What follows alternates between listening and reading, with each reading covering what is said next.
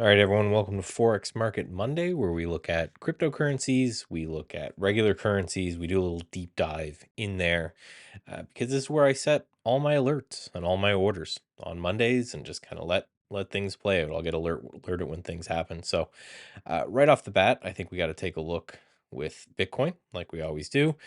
Looks like it's trying to break out of this range right here. This range has been fighting for some time now, some time being 2 weeks, which it's a lot in Bitcoin world sometimes. So nice push up. Full disclosure again, I am still long some Bitcoin from this breakout and this pop. I took a big chunk off the table when we kind of failed to hit that $100,000 mark, just because everyone in the world seems to be looking at 100,000. I was like, why don't I'll take some off just before then. Um, so far haven't been right, haven't been wrong. It's just kind of been shopping around. So if this continues for another few weeks, then I might look to get back in.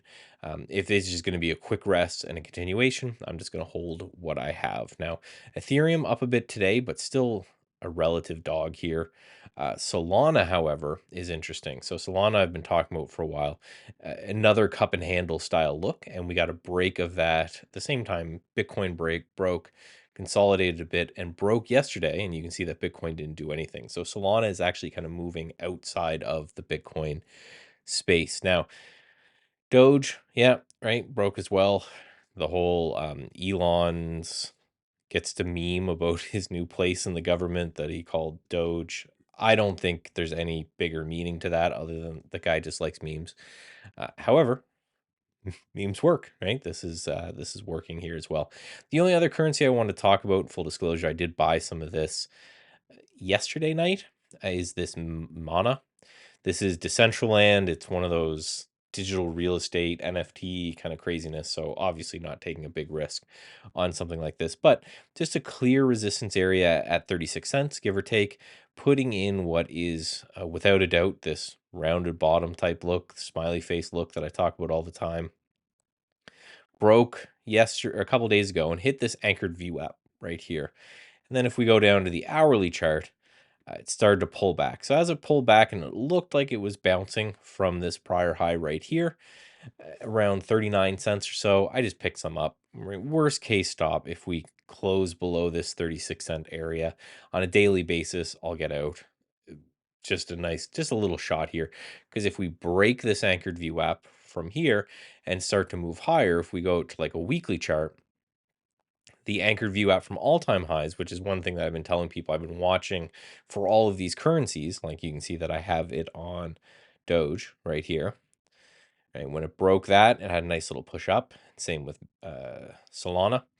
Right, that was the anchored view out from all-time high. I wish I could say I could gotten that one, but that was a nice push up as well. So with Mana, it's like if we even get to there, you're talking 4 or 5 times the money, which would be great for, I'm taking a small shot on this one. That'd still be fantastic. Then through that and all-time highs, now we're talking 10 whatever times. Do I think that's going to happen? Absolutely not. But just one of those, came up, hit a level, pulled back. I looked like a nice place to maybe dip on a pullback. So I took it, and if we continue between this view app and the other view app, I'll be happy. I have a hard rule with these type of things. If I ever do them, if I ever get a double, I take half off the table, and then I just will put it somewhere and not look at it and not mention it for years. And then, hey, maybe it'll be something that I pass on to the kids or whatever. But that's the only other currency that was really, really interesting to me. We had a lot of these memes going, like we have Pepe and we have Dog with Hat and all this kind of stuff's going wild. So,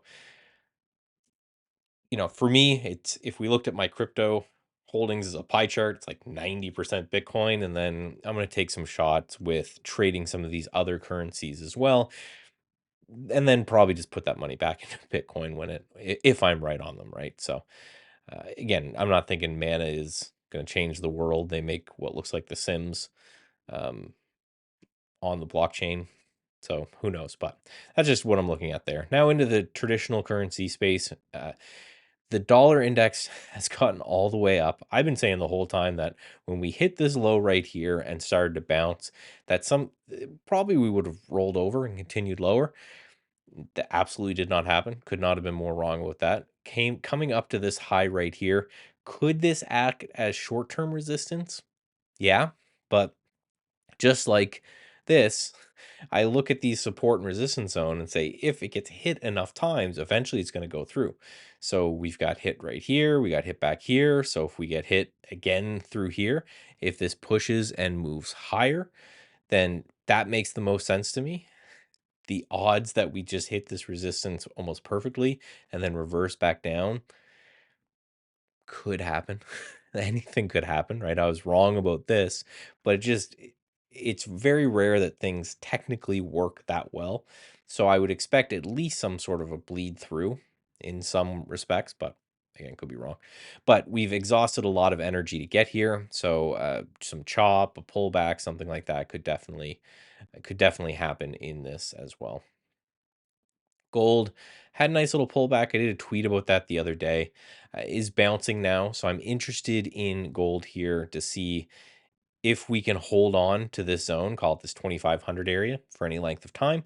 Then it might be a good pickup to see if we take a shot at all-time highs. The only other currency I really want to talk about is this dollar yen. If the dollar is going to hit that DXY, that resistance point, and it's going to pull off a bit, because this is in a downtrend right now, right? We had a big push down and then we had a bounce, and now it looks like we may continue lower. So probably easier to see on the weekly chart. Yeah. And then this continues lower. I'm interested in shorting this pair if we start to see the dollar stall. And this looks like it's going to cross lower. So really, I'm looking at the bottom, call it 152, the bottom of last week's candle. If we can break that and start to drift lower, then I think it'd be interesting. You could do that also just by looking at yen futures. It's just going to be the opposite. Right? So the idea is had a big bounce from here. If this thing is going to pull back and then we get some sort of a cross or push higher, then you could just buy. My plan would be to buy yen futures here, which is a stop down there, and see if this thing kind of pushes to new highs. So that's just what I'm thinking from the currency space. I thank you all for tuning in. If you want more stuff like this, remember, go to StatsEdgeTrading.com, sign up for the free email list.